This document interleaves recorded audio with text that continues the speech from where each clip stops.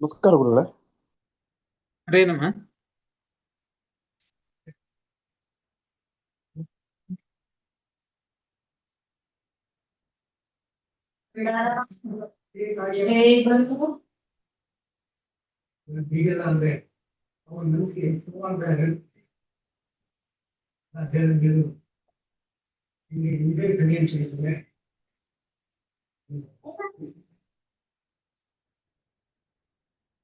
ಶ್ರೀ ಗುರುಭ್ಯೋ ನಮಃ. ಹರಿ ಓಂ. ನಾರಾಯಣಾಯ ಪರಿಪೂರ್ಣ ಗುಣಾರ್ಣವಾಯ ವಿಶ್ವೋದಯ ಸ್ಥಿತಿಲಯೋ ನಿಯತಿಪ್ರದಾಯ ಜ್ಞಾನಪ್ರದಾಯ ವಿಬುಧಾಸುರಸೌಖ್ಯ ದುಃಖ ಸತ್ಕಾರಣಾಯ ವಿತತಾಯ ನಮೋ ನಮಸ್ತೆ. ಅಶೇಷ ವಾಗ್ಜಾಡ್ಯಮಲಾಪಹಂತ್ರಿ ನವಂ ನವಂ ಸ್ಪಷ್ಟ ಸುವಾಕ್ಪ್ರದಾಯಿನಿ ಮಮೇಹ ಜಿಹ್ವಾಗ್ರ ಸುರಂಗ ನರ್ತಕಿ ಭವಪ್ರಸನ್ನಾ ವದನೆ ಚ ಮೇ ಶ್ರೀಃ. ಅಭ್ರಮಂ ಭಂಗರಹಿತಂ ಅಜಡಂ ವಿಮಲಂ ಸದಾ ಆನಂದತೀರ್ಥಮತುಲಂ ಭಜೆ ತಾಪತ್ರಯಾಪಹಂ. ಯಸ್ಯ ವಾಕ್ಕಾಮಧೇನುರ್ನಃ ಕಾಮಿತಾರ್ಥಾನ್ ಪ್ರಯಚ್ಛತಿ ಸೇವೆ ತಂ ಜಯಯೋಗೀಂದ್ರಂ ಕಾಮಬಾಣಚ್ಛಿದಂ ಸದಾ. ಪೂಜ್ಯಾಯ ರಾಘವೇಂದ್ರಾಯ ಸತ್ಯಧರ್ಮರತಾಯ ಚ ಭಜತಾಂ ಕಲ್ಪವೃಕ್ಷಾಯ ನಮತಾಂ ಕಾಮಧೇನವೇ. ಸತ್ಯಾಭಿಘ್ನಕರಾಬ್ಜೋತ್ಥಾನ್ ಪಂಚಾಶದ್ವರ್ಷಪೂಜಕಾನ್ ಸತ್ಯಪ್ರಮೋದತೀರ್ಥಾರ್ಯಾನ್ ನೌಮಿನ್ಯಾಯ ಸುಧಾರತಾನ್. ಆಪಾದಮೌಲಿಪರ್ಯಂತಂ ಗುರುಣಾಂ ಆಕೃತಿಂ ಸ್ಮರೇತ್ ತೇನ ವಿಘ್ನಾಃ ಪ್ರಣಶ್ಯಂತಿ ಸಿದ್ಧ್ಯಂತಿ ಚ ಮನೋರಥಾಃ. ಶ್ರೀ ಗುರುಭ್ಯೋ ನಮಃ. ಹರಿ ಓಂ. ಶ್ರೀಮನ್ಮಹಾಭಾರತ ತಾತ್ಪರ್ಯ ನಿರ್ಣಯದ 3ನೇ ಅಧ್ಯಾಯ.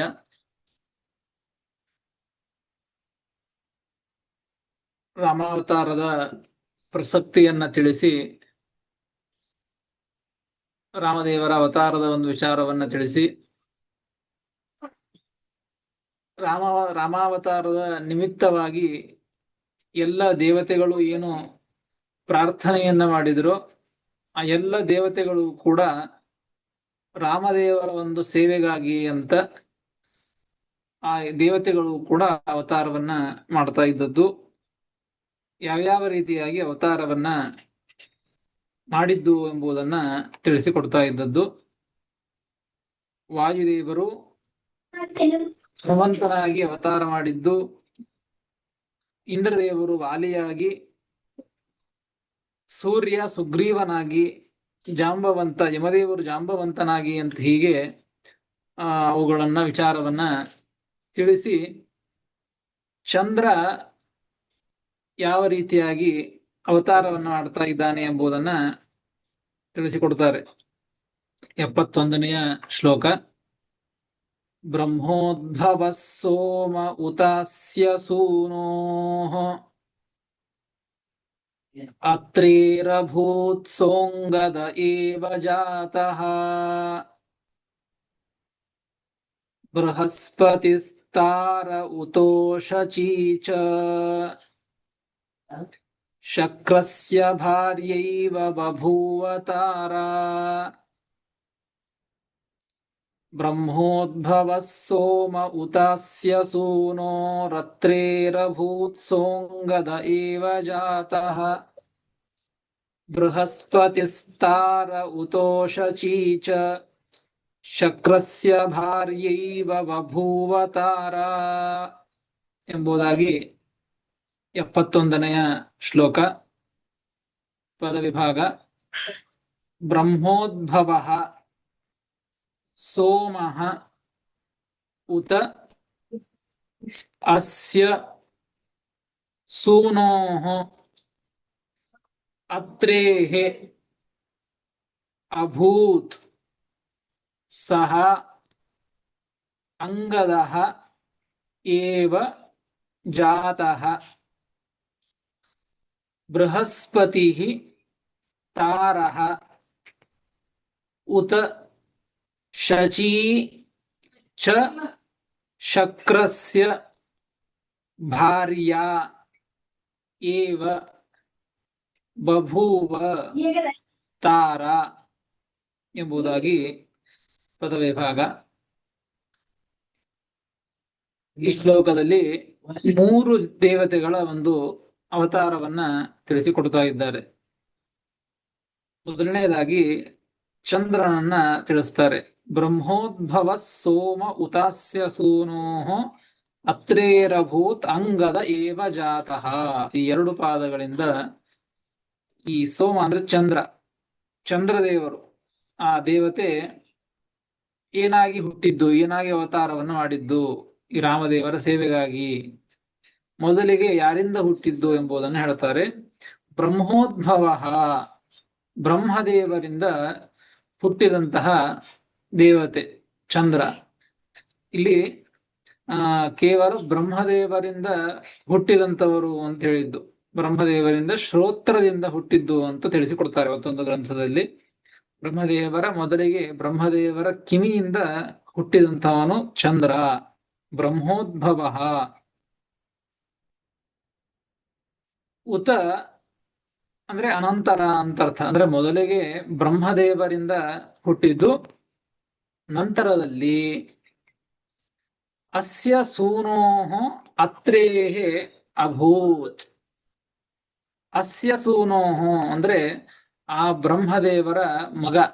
ನೋಡಿ, ಬ್ರಹ್ಮದೇವರ ಮಗನಾಗಿ ಮೊದಲಿಗೆ ಹುಟ್ಟಿದ್ದು, ಬ್ರಹ್ಮದೇವರಿಂದ ಹುಟ್ಟಿ ಮತ್ತೆ ಆ ಚಂದ್ರ ಬ್ರಹ್ಮದೇವರ ಮಗನಾದಂತಹ ಮತ್ತೊಬ್ಬರು ಋಷಿಗಳು, ಅತ್ರಿ ಋಷಿಗಳು. ಬ್ರಹ್ಮಣಃ ಸೂನೋಃ ಅತ್ರೇಃ ಅಭೂತ್. ಅತ್ರಿ ಋಷಿಗಳಿಂದ ಮತ್ತೆ ಚಂದ್ರ ಅವತಾರವನ್ನು ಮಾಡಿದ್ದು. ಅತ್ರಿ ನೇತ್ರ ಸಮುದ್ಭವ ಅಂತ ಕೇಳುತ್ತೇವೆ. ಅತ್ರಿ ಋಷಿಗಳ ಕಣ್ಣಿಂದ ಹುಟ್ಟಿದ್ದು, ಆನಂದ ಭಾಷ್ಪದಿಂದ ಹುಟ್ಟಿದಂತವನೇ ಚಂದ್ರ ಅಂತ ಭಾಗವತದಲ್ಲಿ ಕೇಳುತ್ತೇವೆ, ಬೇರೆ ಗ್ರಂಥಗಳಲ್ಲಿ ಕೇಳುತ್ತೇವೆ. ಅತ್ರೇಃ ಅಭೂತ್, ನಂತರದಲ್ಲಿ ಅತ್ರಿ ಋಷಿಗಳ ಕಣ್ಣಿನಿಂದ ಹುಟ್ಟಿದ್ದು. ಅದೇ ಚಂದ್ರನೇ ಸಹ ಏವ, ಸಹ ಸೋಮಃ ಏವ, ಆ ಚಂದ್ರನೇ ಈಗ ರಾಮಾವತಾರದಲ್ಲಿ ರಾಮದೇವರ ಭಗವಂತನ ಸೇವೆಯನ್ನು ಮಾಡುವುದಕ್ಕಾಗಿ ಏನಾಗಿ ಹುಟ್ಟಿದ್ದು ಅಂದ್ರೆ ಅಂಗದ ಜಾತಃ. ಅಂಗದ ಅಂತ ಕೇಳುತ್ತೇವೆ. ಆ ಅಂಗದ ಅಂದ್ರೆ ಚಂದ್ರನೇ ಅಂಗದನಾಗಿ ಅವತಾರವನ್ನು ಮಾಡಿದ್ದು. ಈ ರೀತಿಯಾಗಿ ಚಂದ್ರನ ಒಂದು ಅವತಾರವನ್ನ ತಿಳಿಸಿಕೊಟ್ಟಿದ್ದಾರೆ. ಮೊದಲಿಗೆ ಹೇಗೆ ಹುಟ್ಟಿದ್ದು, ಈಗ ಏನಾಗಿ ಹುಟ್ಟಿದ, ಏನಾಗಿ ಅವತಾರ ಮಾಡಿದ ಎಂಬುದನ್ನ ತಿಳಿಸಿಕೊಡ್ತಾ ಇದ್ದಾರೆ. ಮತ್ತೊಬ್ಬ ದೇವತೆ ಬೃಹಸ್ಪತಿ ಸ್ತಾರ ಉತಃ. ಇನ್ನ ಬೃಹಸ್ಪತ್ಯಾಚಾರ್ಯರು, ದೇವತೆಗಳ ಗುರುಗಳಾದಂತಹ ಬೃಹಸ್ಪತ್ಯಾಚಾರ್ಯರು, ಅವರು ಒಬ್ಬ ದೇವತೆ. ಅವರು ಹೇಗೆ ಹುಟ್ಟಿದ್ದು, ಏನಾಗಿ ಹುಟ್ಟಿದ್ದು ಅಂತ ಹೇಳ್ತಾರೆ. ಮತ್ತೊಬ್ಬಳು ಶಚೀದೇವಿ. ಶಚಿ ಶಕ್ರಸ್ಯ ಭಾರ್ಯಾ ಏವ, ಇಂದ್ರದೇವರ ಹೆಂಡತಿ ಶಚೀದೇವಿ. ಅವಳು ಕೂಡ ಏನಾಗಿ ಹುಟ್ಟಿದ್ಲು ಅಂತ ಹೇಳ್ತಾರೆ. ಬೃಹಸ್ಪತಿ ತಾರಃ, ಬೃಹಸ್ಪತ್ಯಾಚಾರ್ಯರು ತಾರ ಅಂತ ಒಬ್ಬ ಕಪಿಯಾಗಿ ಅವತಾರವನ್ನ ಮಾಡಿದ್ದು. ಶಚೀದೇವಿ ಇಂದ್ರದೇವರ ಹೆಂಡತಿ, ಶಕ್ರಸ್ಯ ಭಾರ್ಯ, ಅವಳು ತಾರಾವಭೂವ, ತಾರಾ ಅಂತ ಹೆಸರಿನಿಂದ ಅವಳು ಒಬ್ಬ ಕಪಿಯಾಗಿ, ಕಪಿಯ ಒಂದು ಆ ಪರಂಪರೆಯಲ್ಲಿ, ಆ ವಂಶದಲ್ಲಿಯೇ ಅವತಾರವನ್ನ ಮಾಡಿದ್ದು.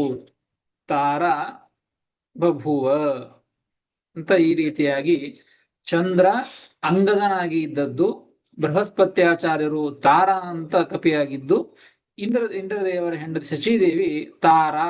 ನೋಡಿ, ತಾರ ಬೃಹಸ್ಪತ್ಯಾಚಾರ್ಯರು, ತಾರ ಆಕಾರ ಅಂತ, ಇದು ಅಕಾರ ಅಂತ ಆಕಾರ ಅಂತ, ತಾರ ಶಚೀದೇವಿ ತಾರಾ ಅಂತ ಆಗಿದ್ದು ಎಂಬುದನ್ನ ಹೀಗೆ ಈ ಶ್ಲೋಕದಲ್ಲಿ 3 ದೇವತೆಗಳ ಅವತಾರವನ್ನ ತಿಳಿಸ್ತಾರೆ.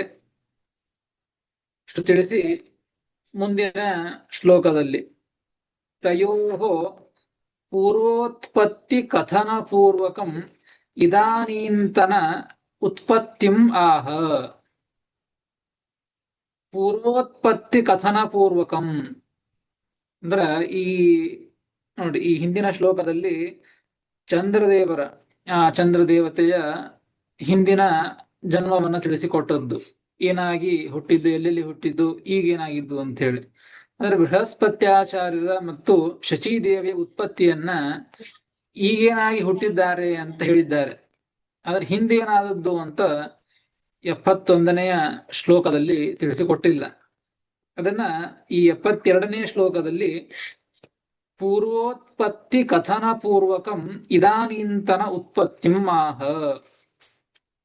ಹಿಂದಿನ ಉತ್ಪತ್ತಿಯ ಒಂದು ಕಥೆಯನ್ನ ತಿಳಿಸಿ, ಅಂದ್ರೆ ಯಾವ ರೀತಿಯಾಗಿ ಹಿಂದೆ ಎಲ್ಲಿ ಹುಟ್ಟಿದ್ದು, ಹೇಗೆ ಹುಟ್ಟಿದ್ದು ಅಂತ ಹೇಳಿ ಈಗೇನಾಗಿ ಹುಟ್ಟಿದ್ದು ಎಂಬುದನ್ನ ಇದಾನೀಂತನ ಉತ್ಪತ್ತಿಂ ಆಹ, ಈಗಿನ ಉತ್ಪತ್ತಿಯನ್ನ ತಿಳಿಸಿಕೊಡ್ತಾ ಇದ್ದಾರೆ. 72ನೆಯ ಶ್ಲೋಕ. ಬೃಹಸ್ಪತಿರ್ಬ್ರಹ್ಮ ಸುತೋಪಿ ಪೂರ್ವಂ ಸಹೈವ ಶಚ್ಯಾ ಮನಸೋಭಿಜಾತಃ ಬ್ರಹ್ಮೋದ್ಭವಸ್ಯಾಂಗಿರಸಃ ಸುತೋಭೂತ್ ಮಾರೀಚಜಸ್ಯೈವ ಶಚೀಪುಲೋಮ್ನಃ ಬೃಹಸ್ಪತಿರ್ಬ್ರಹ್ಮ ಸುತೋಪಿ ಪೂರ್ವಂ ಸಹೈವ ಶಚ್ಯಾ ಮನಸೋಭಿಜಾತಃ ಬ್ರಹ್ಮೋದ್ಭವಸ್ಯಾಂಗಿರಸಃ ಸುತೋಭೂನ್ಮಾರೀಚಜಸ್ಯೈವ ಶಚೀಪುಲೋಮ್ನಃ ಎಂಬುದಾಗಿ 72ನೆಯ ಶ್ಲೋಕ. ಪದವಿಭಾಗ. ಬೃಹಸ್ಪತಿ ಬ್ರಹ್ಮಸುತಃ ಅಪಿ ಪೂರ್ವಂ ಸಹ ಏವ ಶಚ್ಯಾ ಮನಸಃ ಅಭಿಜಾತಃ ಬ್ರಹ್ಮೋದ್ಭವಸ್ಯ ಅಂಗಿರಸಃ ಸುತಃ ಅಭೂತ್ ಮಾರೀಚಜಸ್ಯ ಏವ ಶಚೀ ಪುಲೋಮ್ನಃ ಎಂಬುದಾಗಿ ಪದವಿಭಾಗ. ಮೊದಲಿಗೆ ಅಂದ್ರೆ ಈ ಶಚೀದೇವಿ ಮತ್ತು ಬೃಹಸ್ಪತ್ಯಾಚಾರ್ಯರು ಇಬ್ಬರು ಕೂಡ ಮೊದಲಿಗೆ ಅಂದ್ರೆ ಈಗ ತಾರ ಅಂತ ಆಗಿ ಕಪಿಗಳಲ್ಲಿ ಹುಟ್ಟಿದ್ದಾರೆ. ಇದಕ್ಕಿಂತ ಮುಂಚೆ ಇವರು ಏನಾಗಿದ್ದು, ಎಲ್ಲಿ ಹುಟ್ಟಿದ್ದು ಅಂತ ಹೇಳ್ತಾರೆ. ಬೃಹಸ್ಪತಿರ್ ಬ್ರಹ್ಮಸುತೋಪಿ ಪೂರ್ವಂ ಸಹೈವ ಶಚ್ಯ ಮನಸೋಭಿಜಾತಃ. ಬ್ರಹ್ಮಸುತೋಪಿ ಬೃಹಸ್ಪತಿ ಅಂದ್ರೆ ಈ ಬೃಹಸ್ಪತ್ಯಾಚಾರ್ಯರು ಅಂದ್ರೆ ಬ್ರಹ್ಮದೇವರಿಂದ ಹುಟ್ಟಿದರು ಇವರು ಕೂಡ. ಬ್ರಹ್ಮಸುತಃ ಅಪಿ, ಬ್ರಹ್ಮದೇವರಿಂದ ಹುಟ್ಟಿದರೂ ಕೂಡ ಬ್ರಹ್ಮೋದ್ಭವಸ್ಯ ಅಂಗಿರಸ ಋಷೇಃ ಸುತಃ ಅಭವತ್. ಮೊದಲಿಗೆ ಬ್ರಹ್ಮದೇವರಿಂದ ಹುಟ್ಟಿದ್ದಾರೆ ಬೃಹಸ್ಪತ್ಯಾಚಾರ್ಯರು.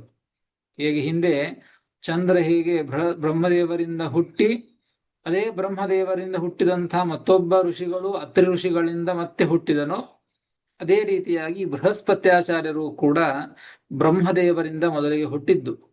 ಬ್ರಹ್ಮದೇವರಿಂದ ಹುಟ್ಟಿ ಮತ್ತೆ ಆ ಬ್ರಹ್ಮದೇವರಿಂದ ಹುಟ್ಟಿದಂತಹ ನೋಡಿ ಅಂಗಿರಸಃ, ಬ್ರಹ್ಮೋದ್ಭವಸ್ಯ ಅಂಗಿರಸಃ, ಅದೇ ಬ್ರಹ್ಮದೇವರಿಂದ ಹುಟ್ಟಿದಂತಹ ಮತ್ತೊಬ್ಬರು ಅಂಗಿರಸ ಋಷಿಗಳು. ಅಂಗಿರಸ ಋಷೇಃ ಸುತಃ ಅಭವತ್. ನಂತರದಲ್ಲಿ ಅಂದ್ರೆ ಮೊದಲಿಗೆ ಬ್ರಹ್ಮದೇವರ ಮಗನಾಗಿ ಹುಟ್ಟಿ ಮತ್ತೆ ಎರಡನೇ ಬಾರಿ ಬ್ರಹ್ಮದೇವರ ಮಗನಾದಂತಹ ಅಂಗಿರಸ ಋಷಿಗಳ ಮಗನಾಗಿ ಹುಟ್ಟಿದ್ದಾರೆ ಬೃಹಸ್ಪತ್ಯಾಚಾರ್ಯರು. ಅಂಗಿರಸ ಋಷೇಃ ಸುತಃ ಅಭವತ್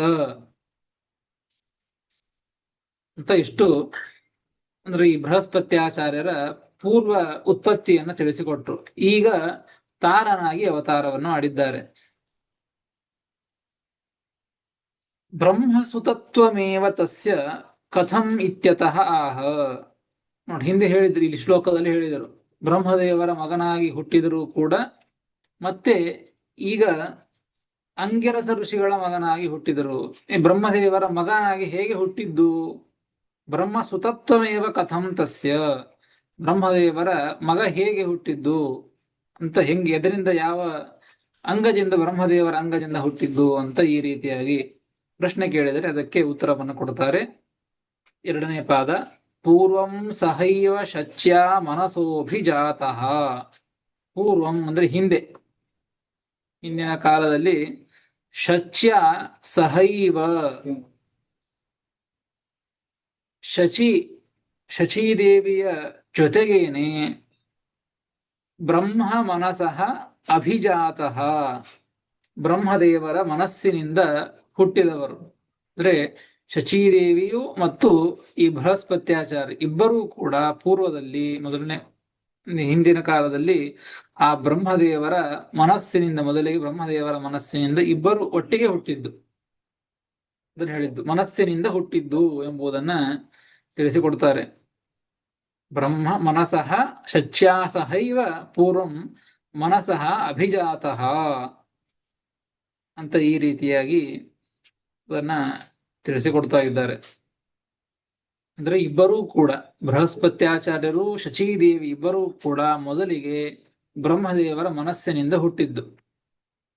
ಎರಡನೇ ಬಾರಿ ಆಗಲೇ ಹೇಳಿದಂತೆ ಬೃಹಸ್ಪತ್ಯಾಚಾರ್ಯರು ಅಂಗಿರಸ ಋಷಿಗಳಿಂದ ಹುಟ್ಟಿದ್ದು, ಮಗನಾಗಿ ಹುಟ್ಟಿದವರಿಗೆ. ಇನ್ನು ಶಚೀದೇವಿ ಅವಳು ಮತ್ತೊಬ್ಬರಲ್ಲಿ ಹುಟ್ಟುತ್ತಾಳೆ. ಎಲ್ಲಿ ಅಂದ್ರೆ ಕೊನೆ ಪಾದ, ಅಭೂನ್ ಮಾರೀಚಜಸ್ಯೈವ ಶಚೀ ಪುಲೋಮ್ನಃ. ಇಲ್ಲಿ ಜಾತ ಅಂತ ಇಟ್ಕೊಳ್ಬೇಕು. ಮಾರೀಚಜಸ್ಯ, ಮಾರೀಚಜ ಅಂದ್ರೆ ಮರೀಚಿ ಋಷಿಗಳ ಮಗ, ಮಾರೀಚಜ ಅಂತ ಹೇಳಿ ಕಶ್ಯಪರನ್ನ ಮಾರೀಚಜ ಅಂತ ಕರೀತಾರೆ. ಮರೀಚೇಹೆ ಅಪತ್ಯಂ ಪುಮಾಂಸಃ. ಆ ಮರೀಚಿ ಋಷಿಗಳಿಂದ ಹುಟ್ಟಿದವರು ಕಶ್ಯಪರು. ತಸ್ಯ ಪುಲೋಮ್ನಃ, ತಸ್ಯ ಅಂದ್ರೆ ಆ ಕಶ್ಯಪರಿಗೆ ಹುಟ್ಟಿದಂತಹ ಮಗ ಅಂದ್ರೆ ಪುಲೋಮ ಅಂತ ಒಬ್ಬ ಋಷಿ. ಪುಲೋಮ್ನಃ ಇದು ಷಷ್ಠಿ ವಿಭಕ್ತಿ ಏಕವಚನ. ಹೀಗಾಗಿ ತಸ್ಯ ಪುಲೋಮ್ನಃ ಪುತ್ರೀ ಜಾತ. ನೋಡಿ, ಇಷ್ಟೇ ಹೇಳಿದ್ದಿಲ್ಲಿ, ಮಾರೀಚಜಸ್ಯೈವ ಶಚೀ ಪುಲೋಮ್ನಃ. ಮಾರೀಚಜಸ್ಯ ಆ ಕಶ್ಯಪರ ಪುಲೋಮ್ನಃ ಮಗನಾದಂತಹ ಪುಲೋಮ ಋಷಿಗೆ ಶಚೀ ಜಾತ, ಶಚೀದೇವಿ ಅವರಿಂದ ಹುಟ್ಟಿದ್ಲು ಅಂತ ಅರ್ಥ. ಹೀಗಾಗಿ ಶಚೀದೇವಿಯ ಮೊದಲನೆಯ ಜನ್ಮ ಅದು ಬ್ರಹ್ಮದೇವರಿಂದ ಮನಸ್ಸಿನಿಂದ ಹುಟ್ಟಿದ್ದು, ಎರಡನೆಯದಾಗಿ ಪುಲೋಮನಿಂದ ಹುಟ್ಟಿದ್ದು.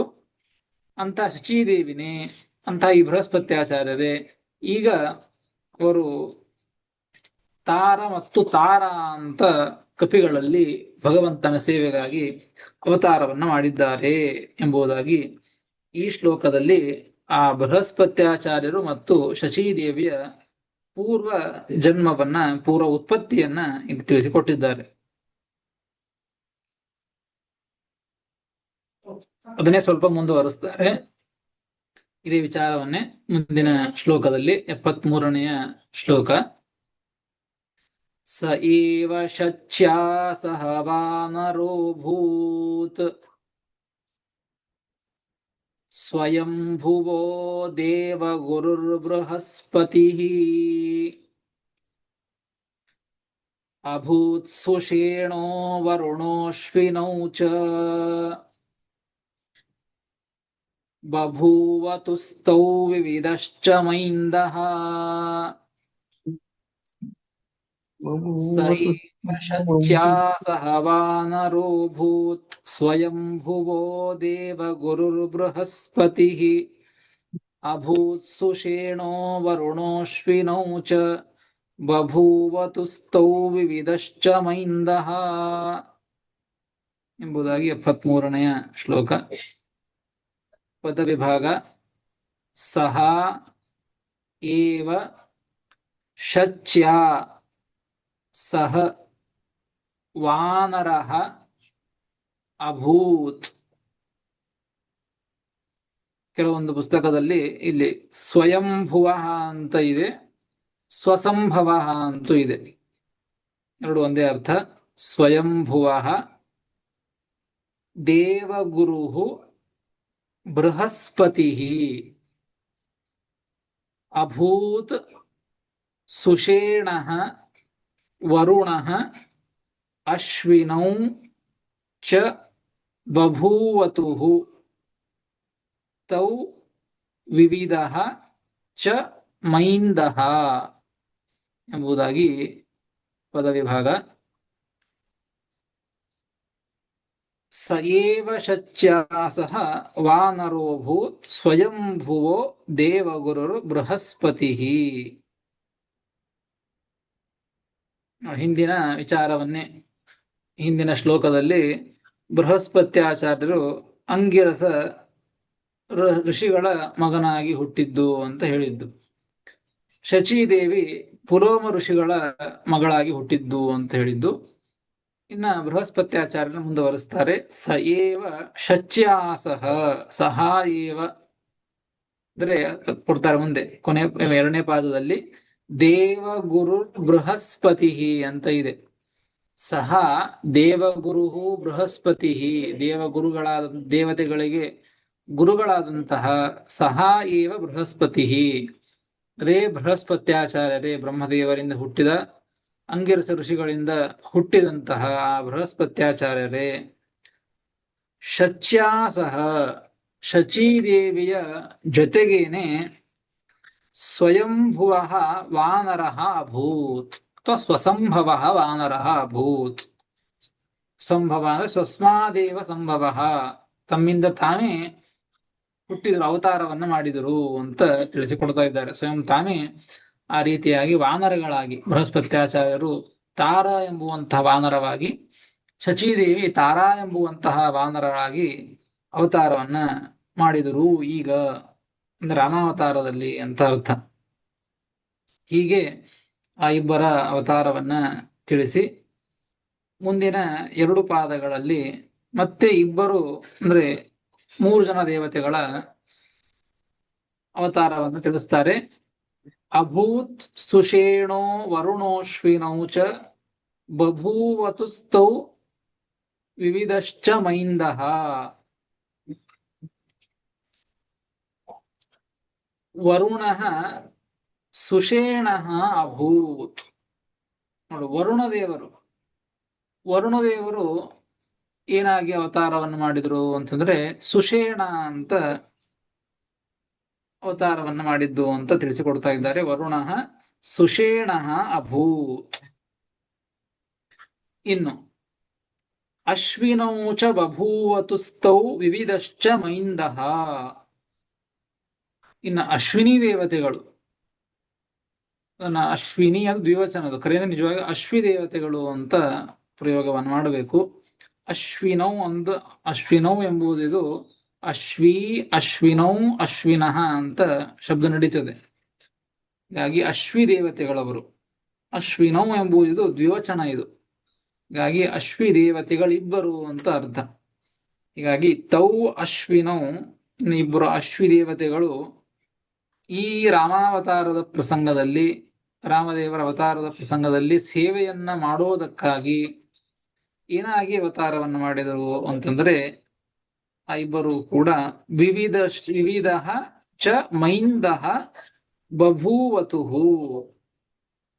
ವಿವಿಧ ಮತ್ತು ಮೈಂದ ಅಂತ ಆ ಅವತಾರವನ್ನ, ಆ ಒಂದು ಜನ್ಮವನ್ನ ತಾಳಿದರು ಇಬ್ಬರು ಕೂಡ. ಇಲ್ಲಿ ಇಷ್ಟು ಹೇಳಿದ್ದು ಈ ಶ್ಲೋಕದಲ್ಲಿ.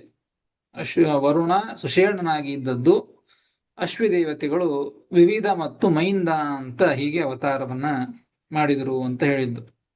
ಈಗ ಹೇಳಿ ಮತ್ತೆ ಮುಂದಿನ ಶ್ಲೋಕದಲ್ಲಿ ಅವರ ಪೂರ್ವ ಉತ್ಪತ್ತಿಯನ್ನು ಮತ್ತೆ ಹೇಳ್ತಾರೆ. ಹಾಗೆ ಹೇಳ್ತಾ ಬಂದದ್ದು ಎಲ್ಲ ಕಡೆಗೂ ಕೂಡ ಅವತಾರವನ್ನ ಹೇಳಿಬಿಡೋದು. ಅವತಾರವನ್ನ ಹೇಳಿ ಅವರ ಪೂರ್ವ ಉತ್ಪತ್ತಿ ಏನು, ಅವರ ಪೂರ್ವದಲ್ಲಿ ಏನಾಗಿದ್ರು, ಯಾರ್ಯಾರಿಂದ ಹೇಗೆ ಹುಟ್ಟಿದ್ರು ಅಂತ ಹೇಳಿ ಮತ್ತೆ ಅವರ ಈಗಿನ ಉತ್ಪತ್ತಿಯನ್ನು ತಿಳಿಸಿಕೊಡ್ತಾ ಇದ್ದಾರೆ.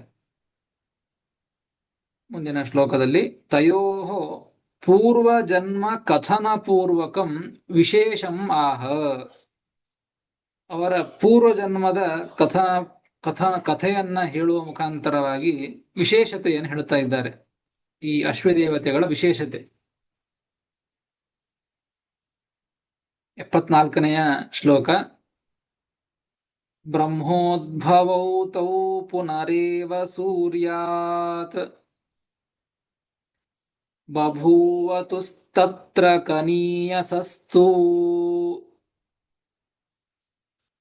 ಆವೇಶ ಐಂದ್ರೋ ವರದಾನತೋಭೂತ್ ತತೋ ಬಲೀಯಾನ್ ವಿವಿಧೋ ಹಿ ಮೈಂದಾತ್ ಬ್ರಹ್ಮೋದ್ಭವೌ ತೌ ಪುನರೇವ ಸೂರ್ಯಾತ್ ಬಭೂವತುಸ್ತತ್ರ ಕನೀಯಸಸ್ತು ಆವೇಶ ಐಂದ್ರೋ ವರದಾನತೋಭೂತ್ ತತೋ ಬಲೀಯಾನ್ ವಿವಿಧೋ ಹಿ ಮೈಂದಾತ್ ಎಂಬುದಾಗಿ 74ನೇ ಶ್ಲೋಕ. ಪದವಿಭಾಗ. ಬ್ರಹ್ಮೋದ್ಭವೌ ತೌ ಪುನಃ ಏವ ಸೂರ್ಯಾತ್ ಬಭೂವತುಃ ತತ್ರ ಕನೀಯಸಃ ತು ಆವೇಶಃ ಐಂದ್ರಃ ವರದಾನತಃ ಅಭೂತ್ ತತಃ ಬಲೀಯಾನ್ ವಿವಿಧಃ ಹಿ ಮೈಂದಾತ್ ಎಂಬುದಾಗಿ ಪದವಿಭಾಗ. ಬ್ರಹ್ಮೋದ್ಭವೌ ತೌ ಪುನರೇವ ಸೂರ್ಯಾತ್ ಬಭೂವತುಃ. ನೋಡಿ, ಆ ಅಶ್ವಿದೇವತೆಗಳ ಬಗ್ಗೆ ಹೇಳ್ತಾ ಇದ್ದದ್ದು. ಇವರು ಕೂಡ ಮೊದಲಿಗೆ ಬ್ರಹ್ಮದೇವರಿಂದ ಹುಟ್ಟಿದವರು. ಬ್ರಹ್ಮೋದ್ಭವೌ ತೌ, ಆ ಇಬ್ಬರು ಕೂಡ ಬ್ರಹ್ಮದೇವರಿಂದ ಹುಟ್ಟಿದ್ದು. ನಂತರದಲ್ಲಿ ಪುನರೇವ ಸೂರ್ಯಾತ್ ಬಭೂವತುಃ, ಮತ್ತೆ ಸೂರ್ಯನಿಂದ ಹುಟ್ಟಿದ್ದು. ಆ ಸೂರ್ಯದೇವರಿಂದ ಹುಟ್ಟಿದ್ದು. ಆವಾಗಲೂ ಕೂಡ ಕುದುರೆಯ ವೇಷದಲ್ಲಿ ಇದ್ದಾಗ ಆ ಸೂರ್ಯನಿಂದ ಹುಟ್ಟಿದವರು. ಹೀಗಾಗಿ ಬ್ರಹ್ಮೋದ್ಭವೌತೌ ಪುನರೇವ ಸೂರ್ಯಾತ್ ಬಭೂವತುಃ. ಇಷ್ಟು ಇವರ ಅವತಾರ ವಿಚಾರವನ್ನ ಹೇಳಿದ್ದು. ಮೊದಲಿಗೆ ಬ್ರಹ್ಮದೇವರಿಂದ ಹುಟ್ಟಿದ್ದು, ನಂತರದಲ್ಲಿ ಸೂರ್ಯನಿಂದ ಹುಟ್ಟಿದ್ದು, ನಂತರದಲ್ಲಿ ಈಗ ವಿವಿಧ ಮತ್ತು ಮೈಂದ ಅಂತ ಆಗಿ ಹುಟ್ಟಿದ್ದು. ತತ್ರ ಕನೀಯಸಸ್ತು, ಆ ಇಬ್ಬರಲ್ಲಿ ಚಿಕ್ಕವರು ಯಾರು ಅಂದ್ರೆ ವಿವಿಧ ಮೈಂದ ವಿವಿಧ ಅಂತ ಹೇಳಿದ್ದು. ವಿವಿಧ ಮೈಂದ, ಅದರಲ್ಲಿ ವಿವಿಧ ಎಂಬುವರು ಆ ದೇವತೆ. ಮೈಂದ ದೇವತೆಗಿಂತಲೂ ಚಿಕ್ಕ ದೇವತೆ. ನೋಡಿ, ಮೈಂದ ದೇವತೆಗಳಿಗಿಂತಲೂ ಕೂಡ ವಿವಿಧ ಎಂಬುವಂತಹ ಅಶ್ವಿದೇವತೆ ಚಿಕ್ಕವರಾಗಿದ್ದರೂ ಕೂಡ ಕನೀಯ ಸಹ, ಅದಕ್ಕೆ ಹೇಳಿದ್ದು ಮೊದಲಿಗೆ ವಿಶೇಷವನ್ನ ಹೇಳ್ತಾ ಇದ್ದದ್ದು. ಏನು ವಿಶೇಷತೆ ಅಂತ ಹೇಳ್ತಾ ಇದ್ದದ್ದು? ಕನೀಯ ಸಹ, ಆ ಚಿಕ್ಕವರಾದಂತಹ ವಿವಿಧ ಎಂಬುವಂತಹ ದೇವತೆ ವರದಾನತಃ, ಒಂದು ವರವನ್ನ ಪಡೆದುಕೊಂಡಿದ್ದರಿಂದ ಐಂದ್ರ ಆವೇಶ ಅಭೂತ್. ಇಂದ್ರದೇವರ ಆವೇಶ ಈ ವಿವಿಧ ದೇವತೆಯೊಳಗೆ ಇತ್ತು. ಇಂದ್ರದೇವರ ಆವೇಶ ವಿವಿಧ ದೇವತೆಯಲ್ಲಿ ಇತ್ತು. ತತಃ ಕಾರಣಾತ್, ಆವೇಶಾತ್ ಕಾರಣಾತ್. ಮೈಂದ ದೇವತೆಗಿಂತಲೂ ಕೂಡ ವಿವಿಧ ದೇವತೆ ಚಿಕ್ಕವನಾಗಿದ್ದರೂ ಕೂಡ ಇಂದ್ರದೇವರ ಆವೇಶ ಇದ್ದದ್ದರಿಂದಾಗಿ ಬಲೀಯಾನ್ ವಿವಿಧೋ ಹಿ ಮೈಂದಾತ್. ಕೊನೆ ಪಾದ, ಬಲೀಯಾನ್ ವಿವಿಧೋ ಹಿ ಮೈಂದಾತ್. ಆ ಮೈಂದ ಇವ ಅಣ್ಣ, ಹಿರಿಯಗಿಂತಲೂ ಕೂಡ ಈ ಕಿರಿಯನಾದಂತಹ ವಿವಿಧ ದೇವತೆ ಇವನು ಬಲೀಯಾನ್, ಬಲಿಷ್ಠನಾಗಿದ್ದು, ಹರಿ ಪ್ರಬಲನಾಗಿದ್ದು. ಯಾಕೆ ಪ್ರಬಲನಾಗಿದ್ದು ಅಂತಂದ್ರೆ ಈ ಕಾರಣದಿಂದಾಗಿ, ವರದಾನದಿಂದಾಗಿ, ವರವನ್ನ ಪಡೆದುಕೊಂಡಿದ್ದರಿಂದ, ಇಂದ್ರದೇವರ ಆವೇಶ ಇದ್ದದ್ದರಿಂದ ಈ ಅಣ್ಣನಿಗಿಂತಲೂ ಕೂಡ, ತನ್ನ ಹಿರಿಯನಿಗಿಂತಲೂ ಕೂಡ ಈ ಕಿರಿಯ ಬಹಳ ಬಲಿಷ್ಠ ಅಂತ ಈ ರೀತಿಯಾಗಿ ತಿಳಿಸಿಕೊಡ್ತಾರೆ. ಹೀಗಾಗಿ ಇದೇ ಒಂದು ವಿಶೇಷತೆ, ಈ ಇಬ್ಬರಲ್ಲಿ ಇರುವಂತಹ ವಿಶೇಷತೆ. ಅಣ್ಣನಿಗಿಂತಲೂ ಕೂಡ ತಮ್ಮನಲ್ಲಿ ಬಲ ಇದು ಅಧಿಕವಾದಂತಹದ್ದು, ಅಧಿಕವಾಗಿ ಇತ್ತು. ಆ ಅಶ್ವದೇವತೆಗಳು ಈಗ ವಿವಿಧರಾಗಿ ಅವತಾರವನ್ನ ಮಾಡಿದ್ದು. ಇವರು ಮೊದಲಿಗೆ ಬ್ರಹ್ಮದೇವರಿಂದ ಹುಟ್ಟಿದ್ದು, ಸೂರ್ಯನಿಂದ ಹುಟ್ಟಿದ್ದು, ಈಗ ವಿವಿಧ ವೈಂದರಾಗಿ ಅವತಾರವನ್ನ ಮಾಡಿದ್ದು ಅಂತ ಅಶ್ವದೇವತೆಗಳ ಒಂದು ಅವತಾರವನ್ನ ತಿಳಿಸಿಕೊಡ್ತಾರೆ. ಇದೇ ರೀತಿಯಾಗಿ ಮತ್ತೆ ಮುಂದಿನ ಶ್ಲೋಕಗಳಲ್ಲಿ ಇನ್ಯಾವ್ಯಾವ ದೇವತೆಗಳು ಈ ಭಗವಂತನ ಸೇವೆಗಾಗಿ ಏನಾಗಿ ಅವತಾರವನ್ನು ಮಾಡಿದ್ದು ಎಂಬುದನ್ನ ಮತ್ತೆ ಮುಂದಿನ ಶ್ಲೋಕಗಳಲ್ಲಿ ತಿಳಿಸಿಕೊಡ್ತಾರೆ. ಅದನ್ನು ಮತ್ತೆ ನಾಳೆ ತಿಳಿಯೋಣ ಅಂತ ಹೇಳ್ತೇನೆ. ಶ್ರೀಕೃಷ್ಣಾರ್ಪಣಮಸ್ತು. ಹರೈ ನಮಃ. ಶ್ರೀಕೃಷ್ಣಾರ್ಪಣಮಸ್ತು. ಹರೇ ನಮಃ. ನಮಸ್ಕಾರ ಗುರುಗಳೇ. ನಮಸ್ಕಾರ ಗುರುಗಳೇ. ಶ್ರೀಕೃಷ್ಣಾರ್ಪಣಮಸ್ತು. ಹರೇ ನಮಃ ಆಚಾರ್ಯ. ನಮಸ್ಕಾರ. ಹರೇ ನಮಃ.